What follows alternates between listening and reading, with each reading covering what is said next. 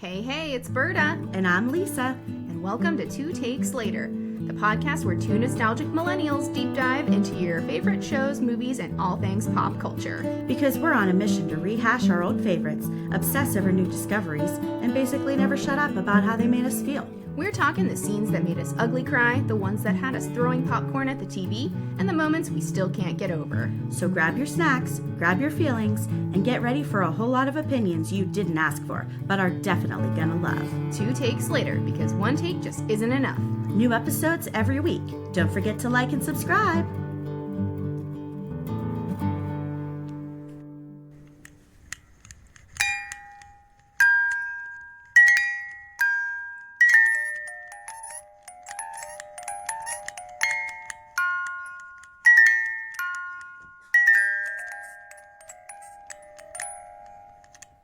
Hey, Berta. Hey, Lisa. How are you today?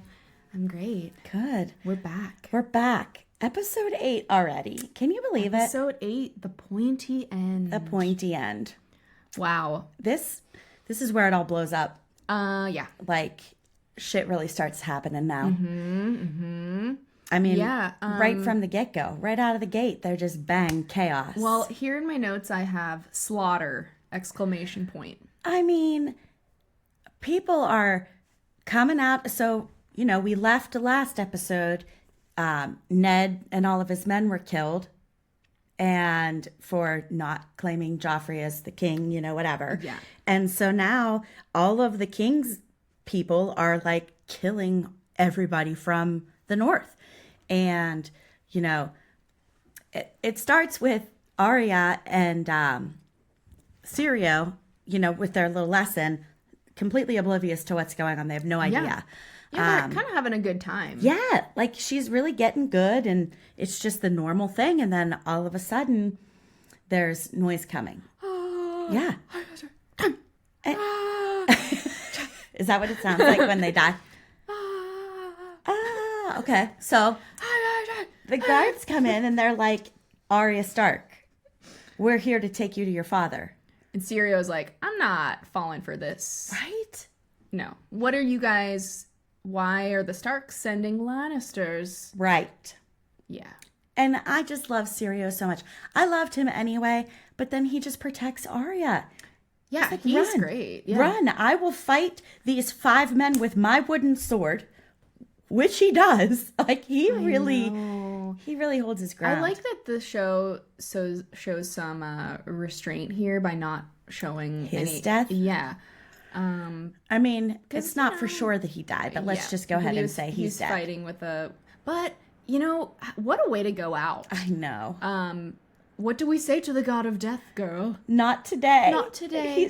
He's like, run. Never. I have chills. I know. Goosebumps over it. So it really, it hurt. It hurt the heartstrings. Yeah, this was one that you know, we only get Syrio for like maybe 3 episodes, I think. He's not in a lot. But you remember him. I remember him throughout the entire duration of the whole series. Yeah. Like, I feel like I still think about him. And honestly, I do think he gave her a lot of her background and like he taught her a lot of lessons.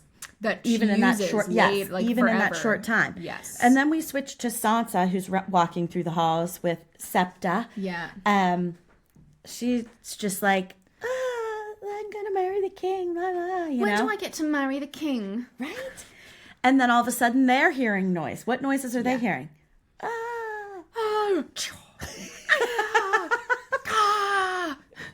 So Septa, also great character, is like, go hide. I love her, the Septa. I think we could all use a Septa in our She life. is a great, like, she's strict, but she's loving and she's sweet. And I do love her. I feel like she's like where Mary Poppins came from, you know, like, yeah, you know, I mean, she didn't have a bag of tricks or anything, but she was a good person and a good caregiver. But then she tells Sansa, don't open the door for anyone you don't know. And I'm just like, I guess because I'm an outside viewer and I know what's happening, I'm just like, don't open the door at all. Like, you can't trust anybody at this point.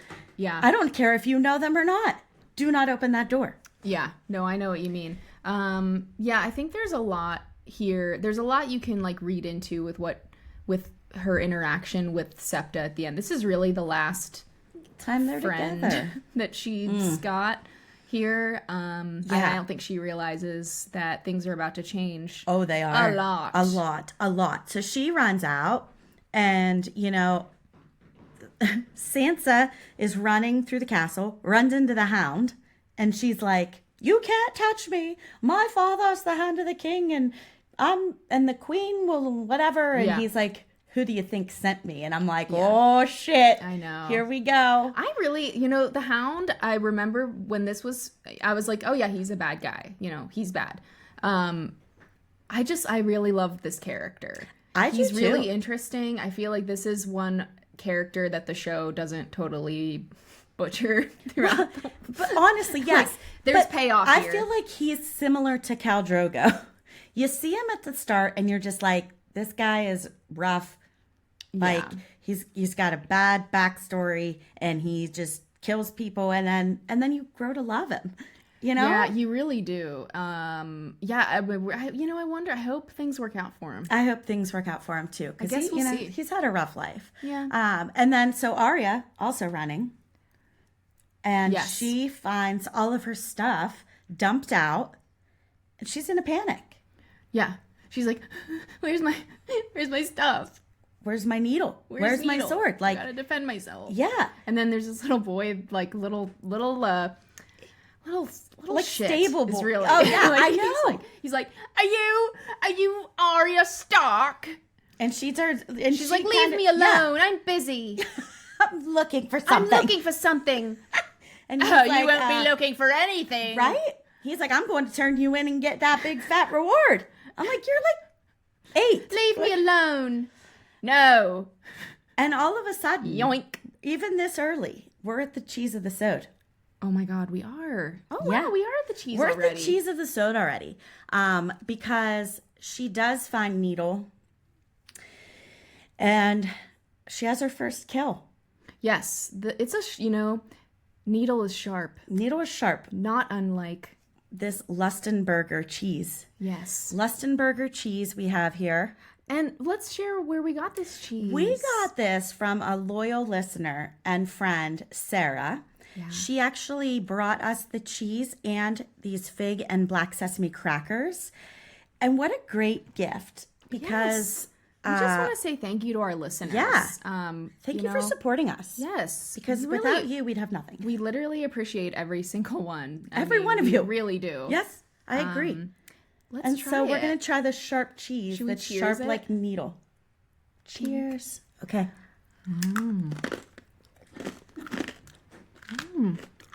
So this is crunchy. Mm-hmm. This is oh my God, I love it. I love how you're proper and I just shoved the whole thing in my mouth. I just like to get the both tastes. Mm-hmm.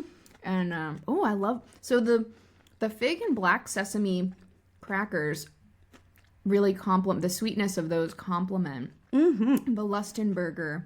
That's a little it's a little sharper. That is fucking delicious. Yeah. Mm-hmm. I'm a fan. Mm-hmm. I'm a fan. Thank you, Sarah. Thank you so much. Thank you to Sarah. Everyone, thanks Sarah for our delicious cheese.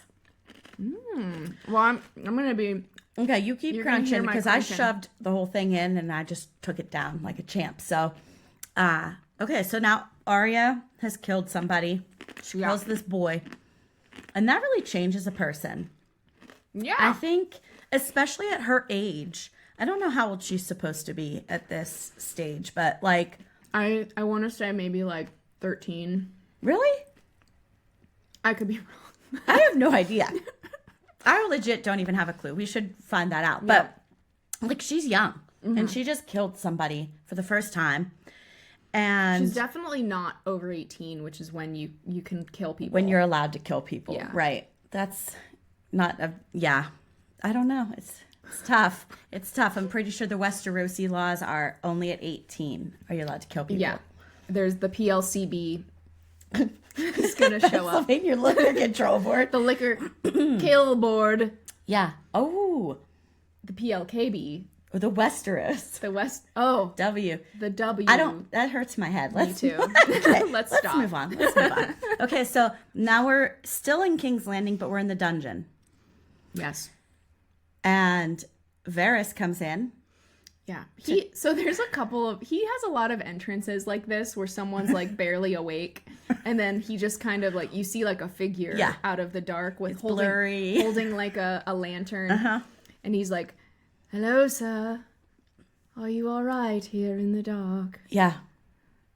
And Ned's like not really doing that well. Right? He's like, "What do you mean? Could you have maybe handled that better?" And Varys is like, "What did you want me to do?" Exactly. And I have to agree with Varys on this one. Like, you and I well, we'll talk about that next episode. But, Ned's like, "Is everybody okay? How are my daughters?" Yeah. And Varys is like, "What were you thinking? Yeah.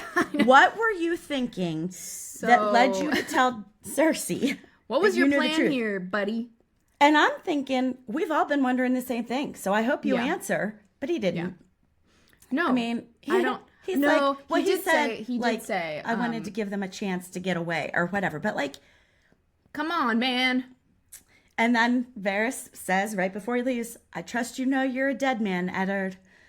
Yeah. And I'm like, but as a watcher during the first, when you were first watching this, you were like, yeah, he's not gonna die. There's no chance. No. Not a chance. He's not gonna I die. hope it works out for him. Me too. I think, I don't remember what happened. Yeah, we'll see what happens.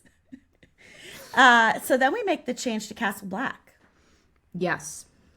It's the dead, like the men who were out in the woods that were dead. Right. And like immediately there's like the creepiest looking dead guy with his eyes like open. Uncle Fester. Yeah. He's like weirdly blue and his eyes are open. And everyone's like, that's not right? Like that's not a normal dead guy. Right. And John is like, we gotta burn that. Yeah. Let's burn that. Let's burn them. Because someone suggested they're like the wildlings. Yeah, we need to burn them. And he's like, that's a great idea. Yes. And they're like, wait, Mr. Aemon will want to, inspect the bodies. Yeah. For what? For what? I don't know. I would not. You have no idea where these bodies came from. Maybe just to see how they died, I guess, is how you could rationalize it that way. I don't know. But like Sam brings out a good point, which is another reason why you should just burn them. There was no smell. Yeah, everyone's like, I mean, it's funny though, like the guy literally is, it's the equivalent of just like a dead motionless person just sitting in a chair. Right. Like it's just like sitting there staring at everybody. Yep. People are like, this is creepy, right? Right. Let's get rid of this. Yeah. thing. Yeah. So they take the bodies away to be examined, and then Jon Snow gets summoned and he finds out what's going on. Your dad's charged with treason, your brother. You got a lot going on. Like, you got a lot going on. And he's like, I gotta go do this. I gotta go do something about this. What do you do? Like, you swore an oath to the Night's Watch. You that was kind of what everyone was telling you could happen later. They're like, well, before you're so gung-ho about joining the Night's Watch, maybe consider that's what Benjen was saying, right? Yeah. And now he's like, but I didn't think it meant like this. That, right? Yeah. Yeah. So, okay. Well, now we're like, he just storms out of the room. The Lord Commander's like, don't do anything stupid. Yeah. Don't do it. It's like, it's that time where you like know they're going to do something stupid, but yeah, you just have to say that. You just have to say it because I know what you're thinking of doing. Yeah. Don't do it. Oh, no. Don't do it. You better not. You better not. Yeah. So let's see if he does. We'll find out later. Yeah. We'll find out later what he does. We'll see. We're back at King's Landing, right? Yes. And they're like, Sansa walks in and everyone's like, "Aw." I hate this scene. They're like, "Aw, she's so dumb." Well, and everybody so there. stupid. So like, there's Cersei, Grand Maester Pycelle, Peter, and Varys. And they're all standing around the desk, or whatever that is. And she's sitting there and she's like, I don't know, my father would never do this. And then let me just say, when I first saw, there's so much more coming out for me this time around because I'm like actually trying to analyze it for for the quality of our podcast. Yes. And so like I'm really paying attention now. And I'm thinking, the first round I saw Grand Maester Pycelle and I was just like, this cute little old man who probably has Werther's originals in his pocket. Like we had this conversation. And then he's such a conniving little shit. Yes. He's a liar, a complete liar. And he's like, your father committed. Are you kidding me? Yeah. I hate him. Treason must be ripped out, root and stem. What if she gives birth to a treason? And hatching. And she's like, I promise I won't hatch anything. And I'm like, oh my God, like, girl. My father didn't mean to. He must have been lied to. He was drinking milk of the poppy. Listen, everybody, that was not Sansa here. That was actually Berta and her amazing impression. Someone must have lied to him. God, that was so you know what? good. That was a little more Hermione. Do you think so? Yeah, that was giving Hermione. Okay. Ron, no! Ron's been splinched. No, Harry. There you go. That's a little bit of what. We just got like a little snippet of Berta's talent here. I'm so grateful for you. So grateful for you. Thank you. So my talents are no longer wasted. They aren't. They are not wasted. My household of 3. No one appreciates my talent. I appreciate your talent. Thanks. I love it. Thanks. And I think our listeners do too. Yeah. Yeah. Well, I sure hope so. Yeah. So Varys is also lying, like at this meeting. Oh, yeah. Everybody's lying. Lying. Everyone's like, except, Peter. It's interesting. Peter is the one that's like, well, maybe she wasn't. Maybe she's not lying after all. Maybe we can have this work for us. Because he actually does like Sansa, I think. I know, but like you can't trust him no matter what. No. So you have no idea what the ultimatum, like ulterior motive is for that. Yeah. No, it's all, everyone's scheming around this table. Except Sansa. Who's a fucking idiot. Sansa's like, the worst. Everyone will listen to me. Yeah. If I just... Yeah. So Cersei's like, well, write to your brother. So Tell she him does. to come swear fealty. She's like, all right. I'll do it. Yeah. I'll do it. I'll write it. And, who cares about... Okay, this is what makes me mad. So we have stupid Sansa. That's what I wrote. Who thinks marrying Joffrey is the only most important thing in the world. So who cares about treason? Who cares that your father's a prisoner? All that matters is that she can still marry Joffrey. I'll write whatever letter you want. I'll get my dad to say whatever you want. As long as I still get to marry Joffrey. Which, like, girl, haven't you seen enough? Right? Like, dude is a psycho, and you're just like, I'm gonna have his babies. Yeah, man. Yeah. I don't know. Get ready, because I mean, maybe, I don't know, maybe he turns around. Maybe he's actually... Let's see what happens with Joffrey. And then now we're back with Robb and Theon, right? Yes. And Theon isn't... I feel like I don't disagree with what Theon is saying here. Because isn't he he's talking to Robb, and Theon says something like, well, are you scared? Right. You should...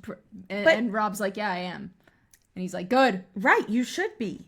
And, like, this is where Robb finds out your dad's been arrested for treason. So he gets the note from Sansa. Right. Right. Yeah. And everyone's like, okay, it might be Sansa's writing, but it's definitely Cersei's words. Yes. And so he's like, I'm calling all the bannermen.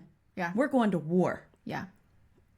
All right. Not sure that's the best idea, but you can't help but root for them. I know. These are our heroes, and these are the guys that are the good guys. They're the good guys. And as a viewer, you're like, who the good guys are, and you're like, I want these guys to win. Yeah, and good usually does win. So you're like, Robb's gonna win. Well, in shows, yes. Yes, like that's typically how it goes. How the story, you got your hero's journey. Yeah.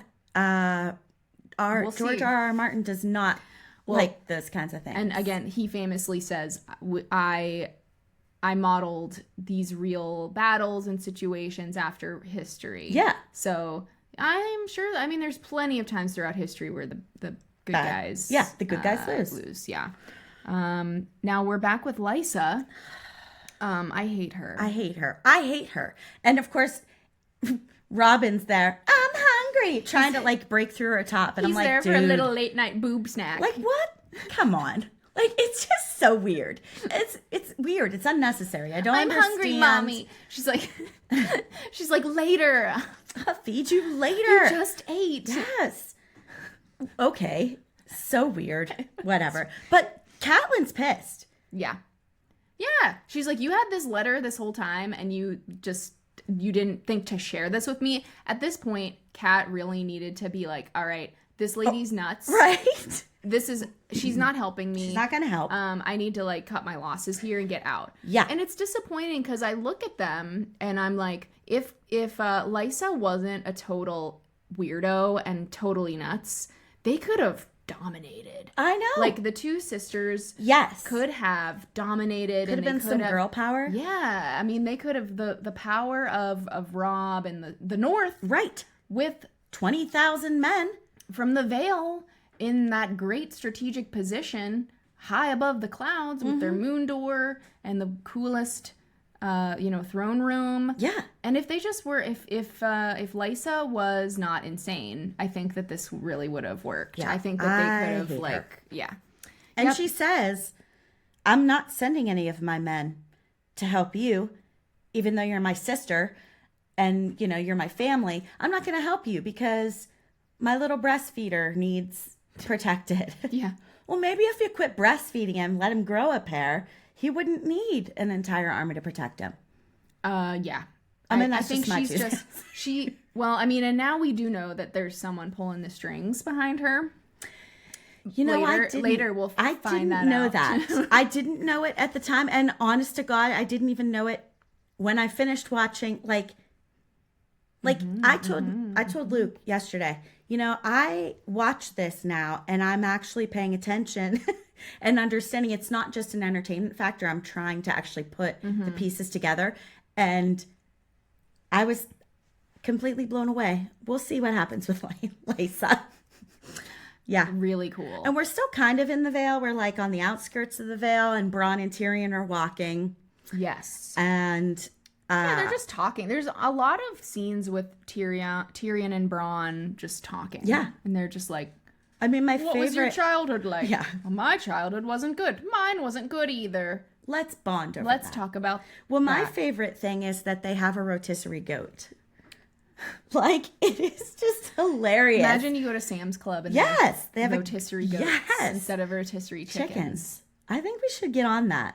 I think there's a real market for that. There's not a big market for goat, I guess. Well, we're gonna make it. People do eat it. Yeah. But yeah, it's Yeah. So that was just funny to me. I just loved that they had a rotisserie goat. And then the hill tribes show up. Oh my gosh. One thing that you'll notice, though, this is a little behind the scenes, the actor that plays Bronn and Cersei are never in a scene together, and that is because they used to date and they hate each other. I remember seeing that, but I never noticed it. Yeah, they're never in a scene together. I think that was in her contract. She was like, I don't ever want to be in a scene with him. That's interesting. Yeah. And it's true. They're never in a scene together, and it's because they hate each other because they had a bad breakup, I guess. Well, I'm on Lena's side. Lena. I love Lena. Her. I love Lena Headey. too. Headey. I say it, Headey. Me too. Okay. Lena Headey. We love you. Yes. So anyway, I like the introductions that the clansmen make. I am Shaga, son of Dolph. What names? What names? And it's just real interesting, that whole thing. They all have boar tusks. Yes, around their face. Yeah. Yes, it's interesting. But Tyrion's like, "Don't kill me. I'll give you the veil. He makes some pretty steep promises here. He does. I do think that he doesn't make them lightly. Yeah, because I agree. He does is typically a smart, pay. Yes, and he is a smart guy. I think he's just like, whatever's going to keep me alive, I'll give you whatever you want, and I'll make it happen. Yeah. So then now they're going to go find Tywin. The clansmen are going to guide Tyrion and Bronn and change scene to Castle Black. There we are. Yes. A lot of jumping around. So this cracks me up. John gets grounded. Yeah. He's like, go to his room go without to your dinner. quarters. Right? without Get dinner. out of here. It's like, okay, they're grown men, but okay, whatever. Yeah. And Ghost is freaking out. Yeah. And you know what I liked here? I kept expecting John to be like, Ghost, shut up. Right. But no, he was like, what is it, boy? Yeah, he knows. He listens to his Dire dog. wolf. Yeah. And that's why we need to listen to the good boys. Yeah, the good boy. Such a good boy. Yes. So John follows Ghost to the Lord Commander's quarters. And one of those dead men from earlier Literally the creepiest one. is alive and well. Or is he? Yes, he's not well. He's not well, I know. He is alive. Here's what cracks me up. So John stabs the guy. Yeah. Dude's completely unfazed. Yeah. This is the note I made, and I think you'll like this. I can't wait. His eyes are blue. Yeah. Not a pretty blue that you get lost in when you meet your soulmate for the first time. His eyes are undead blue. Ooh. Did you like that? Thank you. I feel like we're back in college in our English class. That was deep and descriptive, and I felt something special. Thank you. That was really good. I feel like you brought me back to when I watched the scene, and I thought, because blue is a calming color, isn't it? Yes, and You know? people are usually like, I get lost in your blue eyes. Yeah. And it's like, these aren't the blue eyes you want to get lost in. Yeah, it's a calming color. Yeah. Not this time. Not They this time. do a good job of making it like an unnatural, creepy blue. Yes, it's almost like milky. Like, yeah, it's weird. Undead. It's weird. Yeah, it's undead blue. Yeah. Crayola, new color. Undead blue. Undead blue. So John grabs the lantern around the hot part Oh, yeah. Yes. and throws it at dude, burns him up. yeah. So he's like, this is what we should have done from the beginning. And then they run. Yes. I mean, I feel like you should make sure he burns before you run. Before you run away, you need to make sure. Yeah. I mean, Yes. you do. Like, you can, whatever. You left them for dead before. Look what Yes. happened. Yeah. But whatever. Now we're back in Dothraki. Dothraki, and they're sacking a city, right? So they're running around, sacking a city, and enslaving and assaulting the women. And Danny's like, I don't feel comfortable with. I don't like this. What we're doing, and Jorah's like, what a sweetie, Right? You're Too so bad. cute. Yeah. This is what we do, sweetie. Yeah. This is how they claim their prize. And she's like, well, that's not how I want to be running things. Right. Yeah. And of course, the one, is it Mago? Mago? He's like, listen, lady, you aren't in charge here. Yeah. I don't care that you're the Khaleesi. You are not in charge here. Yeah. This is what we do. And she's like, fuck that. I'm putting my foot down. Yeah. And puts a stop to it. Yes. So, of course, whatever. The whole reason that they sacked the city was they sacked this city on a rock. I'm sorry, it just kind of brought me to that. But anyway, the whole reason they're doing it is because they're going to trade what they get for gold so that they can buy ships Yeah. to cross for Danny. So all of this is for Danny. Yeah. And she's like, not like this. It's not. Yeah. Which is, this is her the first time that she's like, this isn't the type of ruler I want to be. Yeah. I think that it's interesting how this goes too. I don't want to get into like spoilers for the next episode, but she's in the right here. She's trying to make right. She's trying to do this the way that isn't damaging to her own soul and morals and right.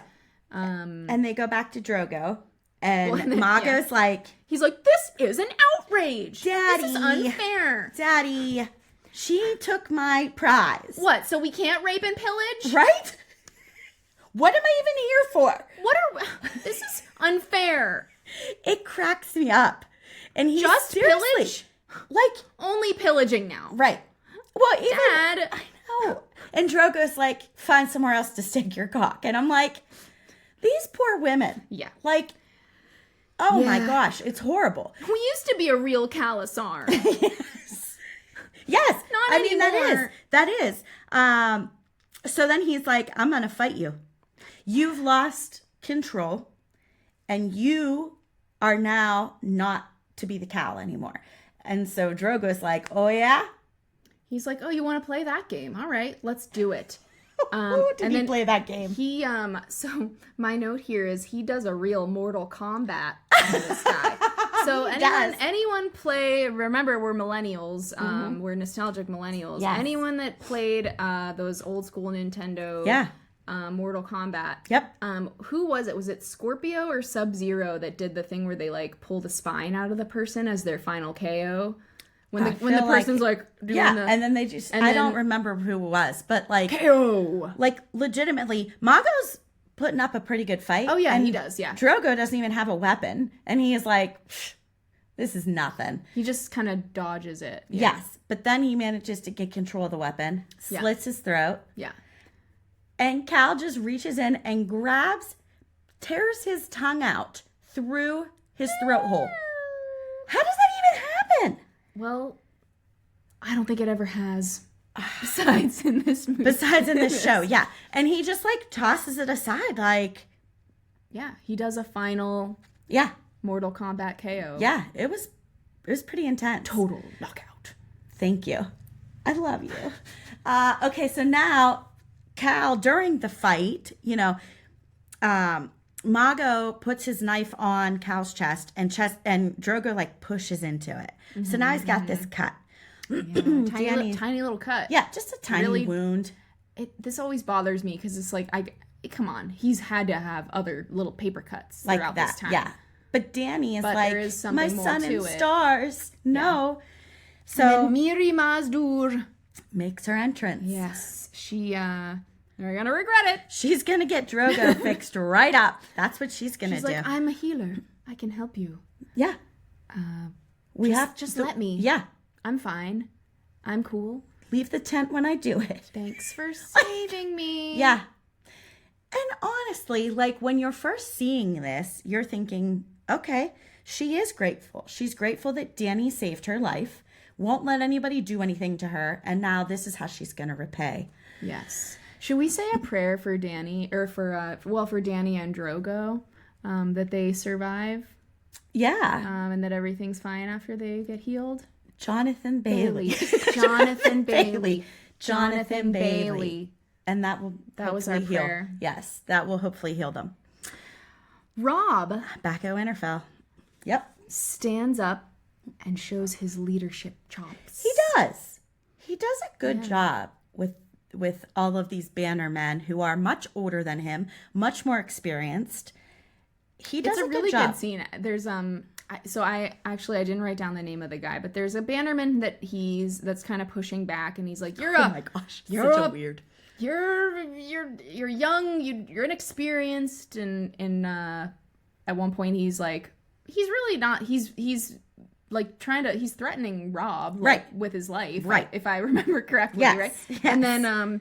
And then Rob sicks his dog on him. Yep. Rips his fingers off. And he's like, he goes, your meat is bloody tough.